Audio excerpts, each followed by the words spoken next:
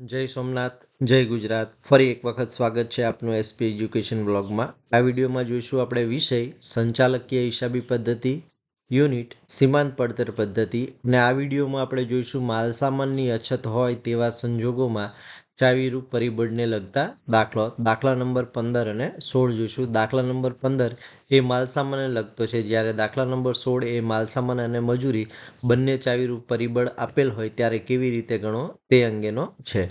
તો સૌપ્રથમ આપણે દાખલાની રકમ જોઈશું અને ત્યારબાદ દાખલા નંબર 15 ગણીશું. તો દાખલા નંબર 15ની રકમ આ પ્રમાણે છે.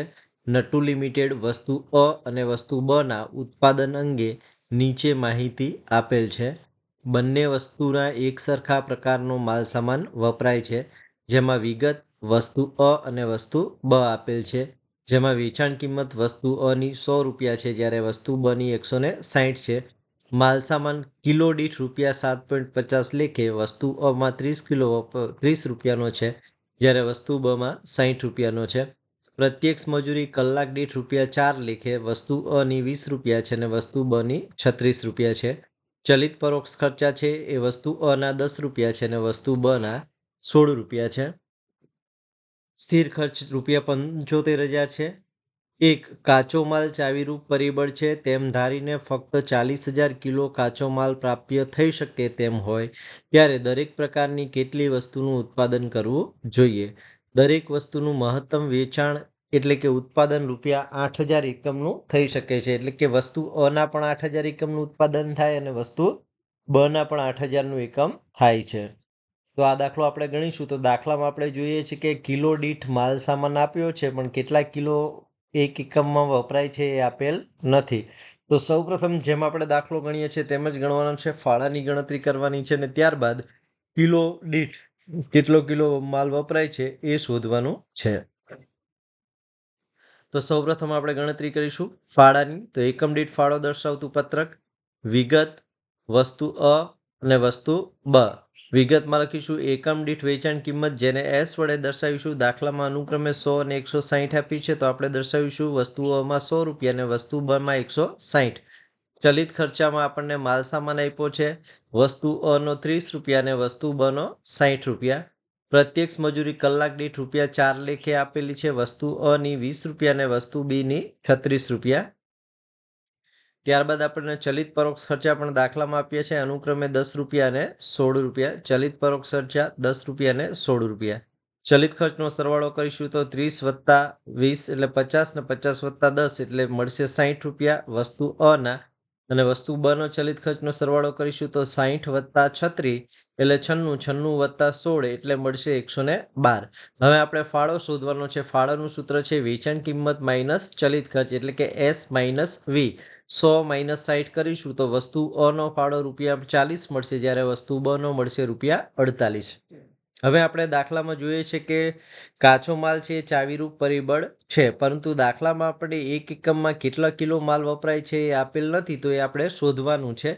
એટલે કે ઉપયુક્ત દાખલામાં માલસામાન આપેલ ન હોવાથી નીચે મુજબ શોધવાનું છે. તો માલસામાન શોધવાનું સૂત્ર છે માલસામાન કિલોગ્રામ બરાબર માલસામાનનો વપરાશ ભાગ્યા કિલો દીઠ કિંમત. તો માલસામાનનો વપરાશ છે એ 30 રૂપિયા અને 60 રૂપિયા છે, જ્યારે કિલો દીઠ કિંમત રૂપિયા 7.5 લેખે છે. તો વસ્તુ અ માટે થશે 30 ભાગ્યા 7.5 લેખે કરશો તો 4 કિલો માલ વપરાય છે એક એકમ માટે, જ્યારે વસ્તુ બ માટે 60 રૂપિયા છે ભાગ્યા 7.5 કરીશું તો મળશે આપણને 8 કિલો. એટલે કે એક એકમ બનાવતા વસ્તુ બમાં 8 કિલો વપરાય છે.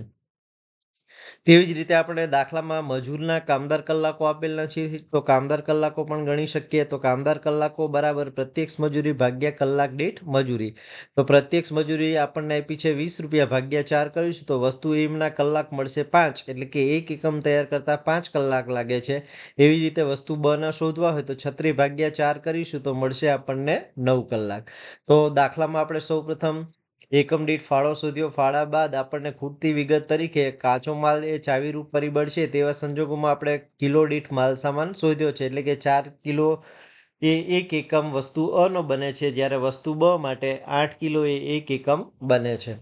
તો આપણે ફાળાની ગણતરી થઈ ગઈ છે અને કિલો પણ મળી ગયા છે. તો હવે આપણે કિલો દીઠ ફાળાની ગણતરી કરી અને કઈ વસ્તુનું કેટલું ઉત્પાદન કરવાનું છે તે શોધવાનું છે.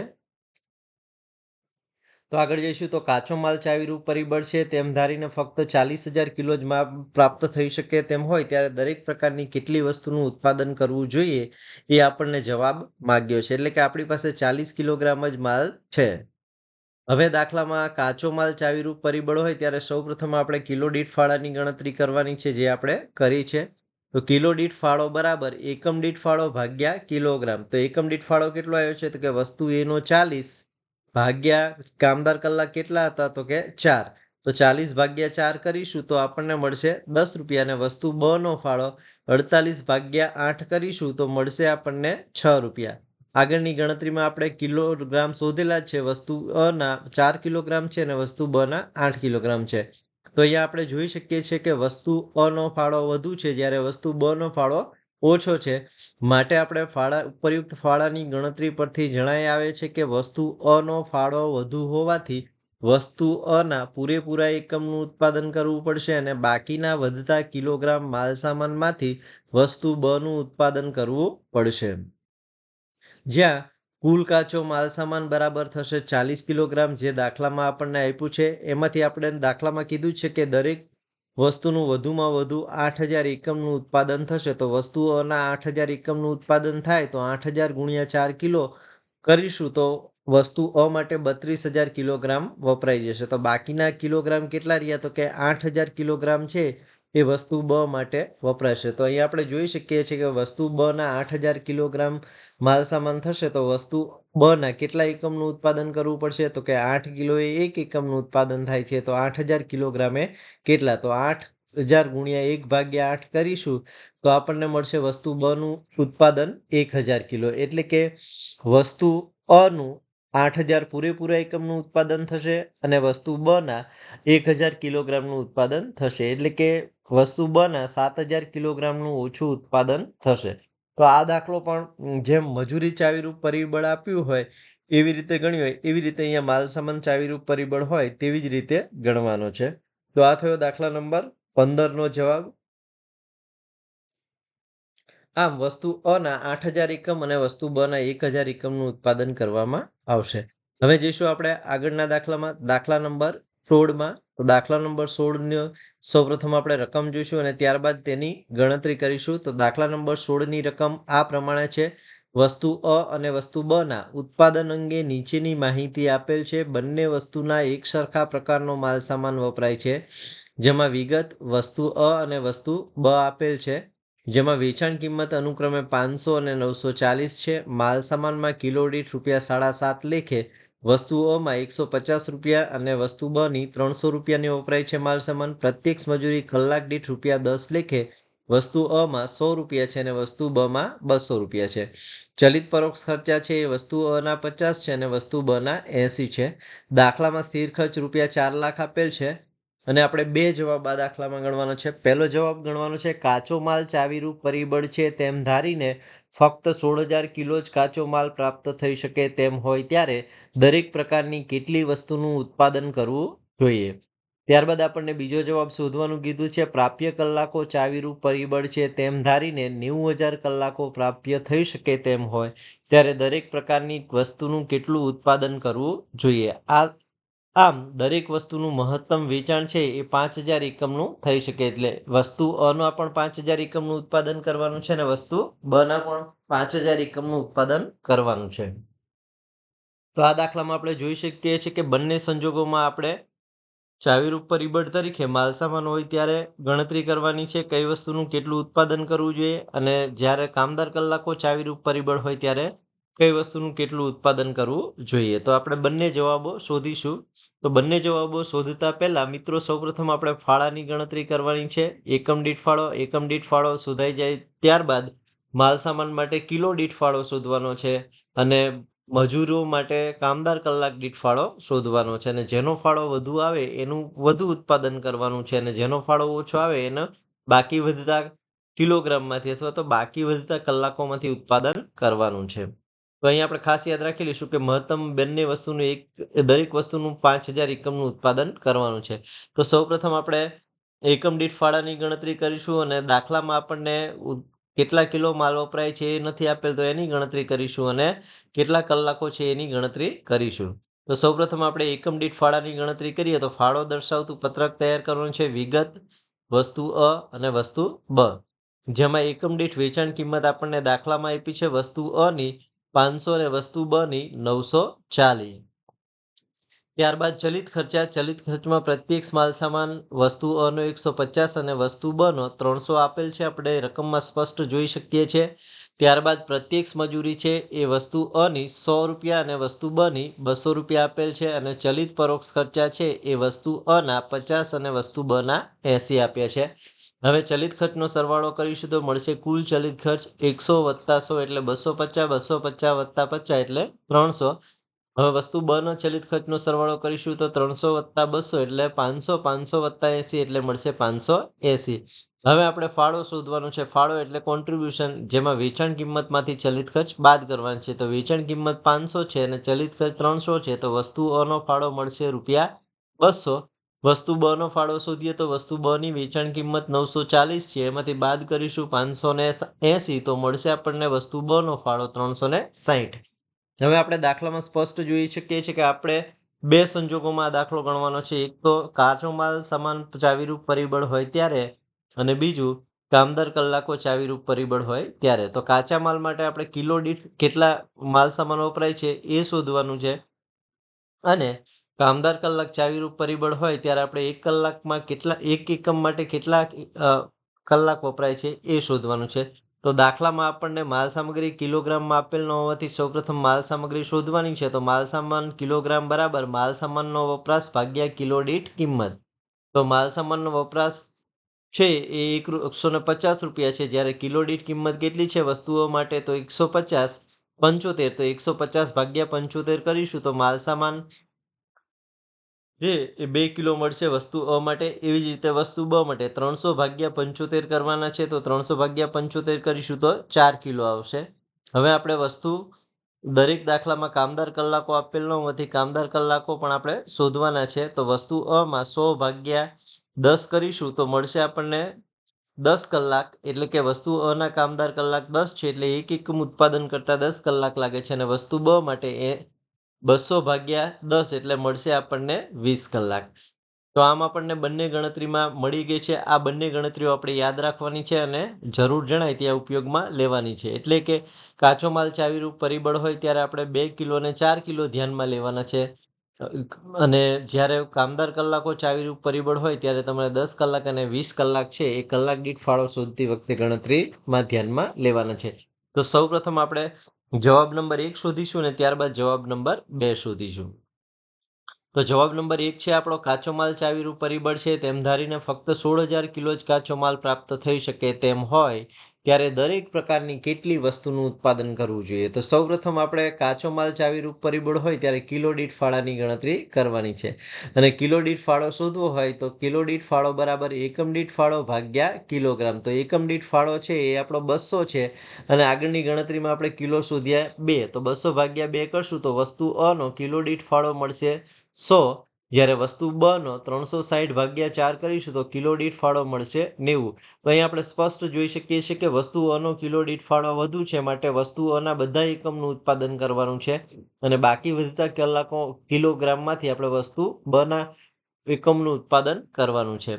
તો ઉપરયુક્ત ગણતરી પરથી સ્પષ્ટ જણાઈ આવે છે કે વસ્તુ અનો ફાળો સ્પષ્ટ હોવાથી વસ્તુ અના પૂરેપૂરા એકમનું ઉત્પાદન કરવું પડશે, અને બાકીના વધતા કિલોગ્રામ માલ સામાનમાંથી વસ્તુ બ ના ઉત્પાદન કરવું જોશે. તો કુલ કાચો માલ સામાન દાખલામાં આપણને આપ્યો છે 16,000 છે, જેમાં વસ્તુ અના પૂરેપૂરા એકમ એટલે કે 5,000 ગુણ્યા 2 કરીશું તો આપણને મળશે 10,000 કિલોગ્રામ. એટલે કે વસ્તુ અ માટે 10,000 કિલોગ્રામ માલ સામાન વપરાઈ જશે. હવે આપણી પાસે વધ્યો છે 6,000 કિલોગ્રામ. તો વસ્તુ બ માટે આપણે 6 કિલોગ્રામ વાપરવાનો છે. તો દાખલામાં આપણને ખબર છે કે એક એકમ બનાવવા માટે 4 કિલો બરાબર 1 એકમ બને છે. તો 6,000 કિલો એ કેટલા એકમ બની શકે? તો કે 6,000 ગુણ્યા 1 ભાગ્યા 4 કરીશું તો આપણને મળશે 1,500 એકમ. એટલે કે વસ્તુ બ ના 1,500 એકમનું ઉત્પાદન થશે. આમ વસ્તુ અ ના 5,000 એકમ પૂરેપૂરા થશે, જ્યારે વસ્તુ બ ના 1,500 એકમનું ઉત્પાદન થશે. એટલે કે વસ્તુ બ ના 3,500 એકમનું ઓછું ઉત્પાદન થશે. તો આ થયો આપણો માલસામાન ચાવીરૂપ પરિબળ હોય ત્યારે સંજોગોમાં કઈ વસ્તુનું કેટલું ઉત્પાદન કરવું તે અંગેનો જવાબ. હવે આપણે બીજા જવાબ તરફ આગળ વધીશું. તો બીજો જવાબ દાખલામાં આપ્યો છે આપણને, પ્રાપ્ય કલાકો ચાવીરૂપ પરિબળ છે તેમ ધારીને ફક્ત 90,000 કલાકો પ્રાપ્ત થઈ શકે તેમ હોય ત્યારે દરેક પ્રકારની વસ્તુનું કેટલું ઉત્પાદન કરવું જોઈએ. એટલે કે અહીંયા આપણે ચાવીરૂપ પરિબળ કામદાર કલાકો છે, તો એના પરથી આપણે કઈ વસ્તુનું કેટલું ઉત્પાદન શોધવું હોય તો પહેલા કલાક દીઠ ફાળો શોધવાનો છે, અને કલાક દીઠ ફાળો શોધવાનું સૂત્ર છે કલાક દીઠ ફાળો બરાબર એકમ દીઠ ફાળો ભાગ્યા કામદાર કલાકો.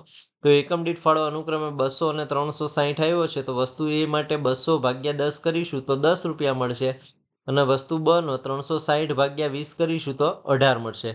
તો અહીંયા પણ આપણે સ્પષ્ટ જોઈ શકીએ છીએ કે કલાક દીઠ ફાળામાં વસ્તુ અ નો કલાક દીઠ ફાળો વધુ છે, જ્યારે વસ્તુ બ નો કલાક દીઠ ફાળો ઓછો છે. માટે વસ્તુ અ ના પૂરેપૂરા એકમનું ઉત્પાદન કરવાનું છે, અને બાકી વધતા કલાકોમાંથી વસ્તુ બ ના એકમનું ઉત્પાદન કરવાનું છે.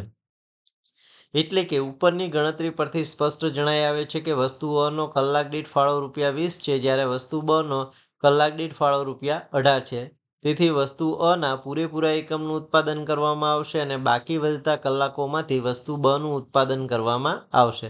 તો આપણને દાખલામાં કુલ કામદાર કલાકો 90,000 આપ્યા છે, એમાંથી આપણે વસ્તુ અ ના પૂરેપૂરા એકમનું ઉત્પાદન કરવાનું છે, એટલે કે બાદ કરીશું વસ્તુ અ ના કામદાર કલાક 5,000 એકમ ગુણ્યા 10 એટલે 50,000 કલાક થશે.